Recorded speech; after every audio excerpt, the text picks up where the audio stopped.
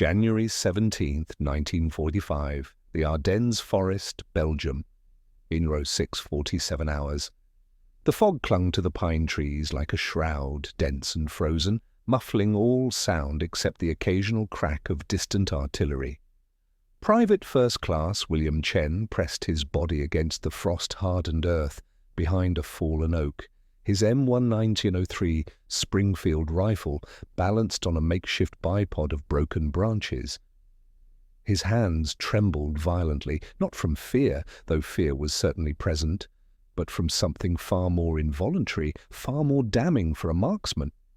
They had been shaking since childhood, a condition the Army medical officer had noted during his physical examination, but ultimately dismissed as insignificant for infantry duty. That morning, in the grey pre-dawn light of the Battle of the Bulge's final gasps, those trembling hands would become the instrument of a legend whispered across American lines for decades to come. Chen exhaled slowly, watching his breath crystallize in the air. 27 yards ahead, through a natural corridor between two dense thickets, German soldiers were preparing for what they believed would be a successful withdrawal. They moved with the mechanical efficiency of exhausted men who had survived the worst of Hitler's final gamble in the West. What they could not know, what they could not possibly anticipate, was that the young American sniper watching them had spent the previous night transforming his greatest weakness into a calculated advantage. The context of desperation. By mid-January 1945, the Wehrmacht's ambitious Ardennes offensive had collapsed under its own logistical impossibility and the weight of Allied counterattack.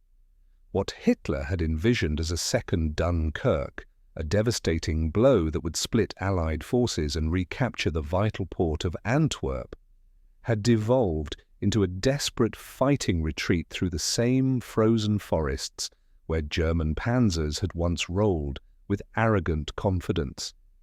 The soldiers of the 12th SS Panzer Division Hitlerjugend and remnants of the 1st SS Panzer Division Leibstandarte Adolf Hitler were shadows of their former strength.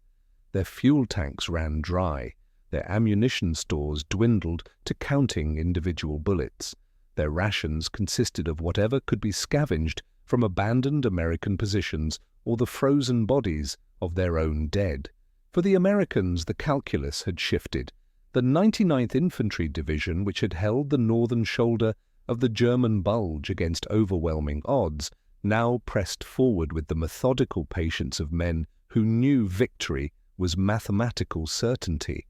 But mathematics meant little to the soldier in the foxhole, to the sniper in the trees, to the rifleman who watched his breath in the air and wondered if it would be his last. Private Chen belonged to a specialized reconnaissance unit attached to the 394th Infantry Regiment, tasked with identifying withdrawal routes and eliminating high-value targets: officers, machine gun crews, radio operators, anyone whose death might accelerate the German collapse. Chen had been assigned sniper duty not because of exceptional marksmanship, but because of his peculiar persistence. During training at Camp Ritchie, his instructors had noted his abysmal performance on the range. His groupings spread across targets like buckshot. His trigger pulls were erratic, unpredictable, yet he refused to quit. He studied ballistics manuals by candlelight. He practiced breathing exercises borrowed from his grandfather's Tai Chi teachings, and he discovered something the textbooks never mentioned, that a consistent flaw could become more reliable than inconsistent perfection. The mathematics of imperfection. The human hand, when trembling at a consistent frequency, creates a predictable oscillation pattern. Chen had spent months documenting his own tremor, roughly 8 to 12 cycles per second, amplitude varying with temperature and stress, but remaining within measurable parameters. While other snipers sought to eliminate all movement, Chen learned to synchronize with his. He would place his finger on the trigger and wait, breathing in time with his tremor, until the rifle's sight picture crossed his target at the precise moment of his natural rhythm. He wasn't aiming in the conventional sense. He was conducting an orchestra of involuntary muscle movements, timing his shots to the millisecond when his affliction brought the crosshairs into alignment. The medical term was essential tremor, a neurological condition affecting an estimated 4% of adults, though rarely discussed in the context of military service. For Chen, it meant that holding a coffee cup required two hands.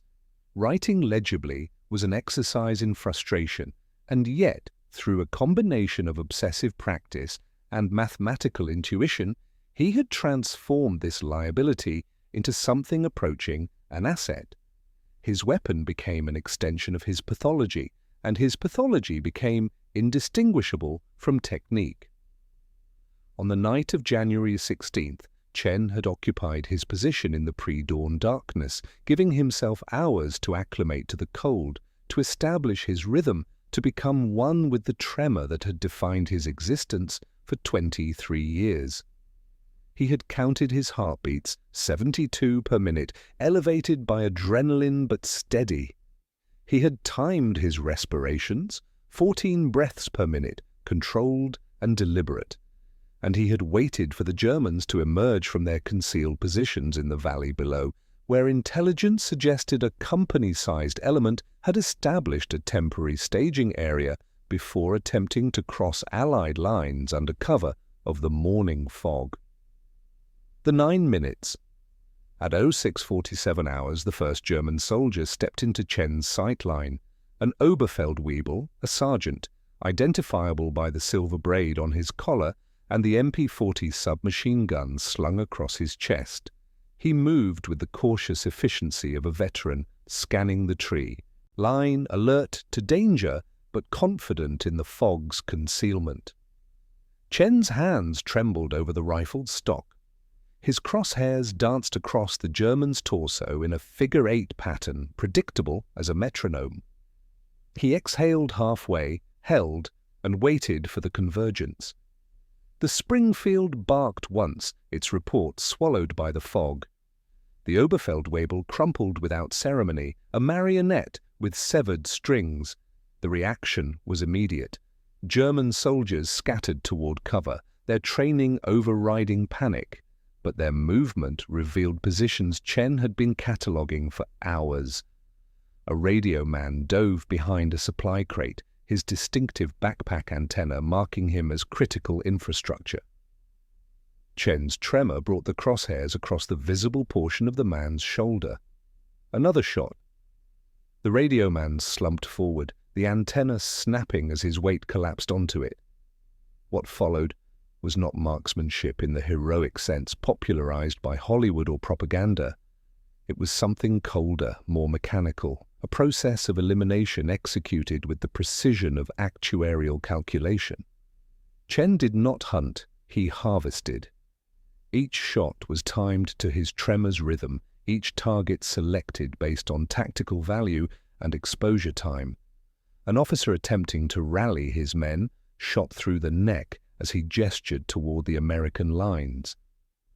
A machine gunner, sprinting toward a fortified position, taken mid-stride, his MG-42 clattering across frozen ground. A medic, recognizable only by the Red Cross armband barely visible through the fog, Chen hesitated, then remembered the intelligence briefings about German soldiers using medical insignia as camouflage during desperate withdrawals. The medic fell with the others. The German position dissolved into chaos. Men shouted contradictory orders in voices tight with panic. Some returned fire blindly into the fog, their bullets striking trees 50 yards from Chen's actual position. Others attempted to flank what they assumed was a sniper team, only to expose themselves to Chen's calculated tremor. The M1903 Springfield held 5 rounds per stripper clip. Chen reloaded 4 times, his fingers moving with practiced efficiency despite their constant tremor, the muscle memory of repetition overriding neurological disorder. By 06:56 hours, 9 minutes after the first shot, 27 German soldiers lay dead or dying in the narrow valley corridor. The survivors, perhaps a dozen men, had successfully withdrawn into deeper cover, abandoning their dead, their supplies, and any pretense of organized resistance. Chen remained motionless in his position for another hour, waiting to ensure no counterattack would materialize, his hands still trembling against the rifle's stock, his breath still forming ghosts in the frozen air. What they expected, what they found. The German soldiers who died that morning had been promised by their officers that the American forces were disorganized, demoralized, and incapable of sustained resistance. The propaganda that had sustained the Wehrmacht through years of brutal Eastern Front combat portrayed the Americans as soft, undisciplined, reliant on material superiority rather than martial virtue. These were narratives necessary for soldiers facing impossible odds, psychological armor, against the reality of industrial annihilation. But the Americans they encountered in the Ardennes proved different from the caricatures of their indoctrination. The U.S. forces had endured the initial shock of the German offensive, had held positions against overwhelming armored assault, and had transformed defensive desperation into methodical counteroffensive. And in the fog-shrouded forests they had produced soldiers like William Chen, men who turned personal limitations into tactical advantages, who approached warfare with the systematic logic of engineers rather than the romantic fatalism of the old Prussian tradition. Chen himself represented something the German command had not anticipated, the diversity of American military mobilization. The son of Chinese immigrants who had fled instability in Guangdong province, Chen had grown up in San Francisco's Chinatown, helping his father operate a small restaurant while navigating the complicated identity of being Chinese in America during an era of exclusion laws and casual racism. The same essential tremor that had made him a disappointment to his father, unable to master calligraphy, clumsy with chopsticks, perpetually spilling tea, had been repurposed in the forests of Belgium into a killing technique that would be studied, though never officially acknowledged, in post-war army tactical manuals. The rifle and the Republic. The M1903 Springfield rifle that Chen carried into combat was itself a symbol of American industrial and philosophical contradiction. Adopted in 1903, it was based heavily on the German Mauser action, the result of a patent infringement lawsuit that the US government had settled by paying royalties to Mauser until the outbreak of World War I conveniently ended that obligation. By 1945, the Springfield had been largely replaced by the semi-automatic M1 Garand as the standard American infantry rifle, but snipers still preferred the Springfield for its accuracy and the psychological advantage of its suppressed sound signature compared to the Garand's distinctive ping of an empty clip. For Chen, the rifle became an extension of his tremor, its weight and balance calibrated through hundreds of hours of practice to synchronize with his neurological rhythm. He had carved small notches into the stock, not to count kills, as Hollywood might suggest, but to provide tactile reference points that his trembling fingers could locate without visual confirmation. He had adjusted the trigger pull weight to exactly 4 pounds, the minimum pressure at which his tremor could activate the sear without conscious thought. The rifle was no longer a weapon, it was a prosthetic device, compensating for biological insufficiency through mechanical precision. This transformation of weakness into strength, of liability into lethality, represented something fundamentally American that the Wehrmacht's philosophical framework could not accommodate. The German military tradition emphasized the cultivation of ideal warrior specimens, the perfection of the soldier through discipline and ideological purity. The American system, by contrast, was fundamentally pragmatic and inclusive by necessity, if not always by intention. It took immigrant sons and sharecroppers' boys, men with trembling hands and men who had never seen the ocean, and forged them into a military force through industrial logistics and improvisational adaptation. The aftermath and the archive after-action reports from the 394th Infantry Regiment for January 17, 1945, make brief mention of effective sniper fire eliminating enemy personnel during withdrawal operations. Chen's name appears in a classified intelligence summary dated January 22nd, noting exceptional target elimination by specialized reconnaissance element. The full details would not emerge until decades later, when Army historians conducting interviews for the post-war official history encountered Chen, by then a retired postal worker, in Oakland, California, and convinced him to discuss his service. Chen was reluctant. He had received a Bronze Star for valor, presented without ceremony in a field hospital where he was being treated for frostbite and exhaustion. He had never told his family the specific details of his combat service. His essential tremor had worsened with age, making the simple act of holding his grandchildren a challenge that required conscious effort and frequent rest. When the historians asked him to describe the morning of January 17th, Chen spoke quietly, without emotion, recounting the 9 minutes with the same methodical precision he had applied to the killing itself. "I wasn't a hero," he told them, his words preserved in the U.S. Army Heritage and Education Center archives. "I was just a man with shaking hands who learned to work with what he had. The Germans died because their officers didn't expect someone like me. They expected perfect soldiers. America sent them imperfect ones who figured out how to win anyway." This statement, dry and understated in Chen's characteristic manner, contained within it a truth that extended far beyond a single morning in Belgium.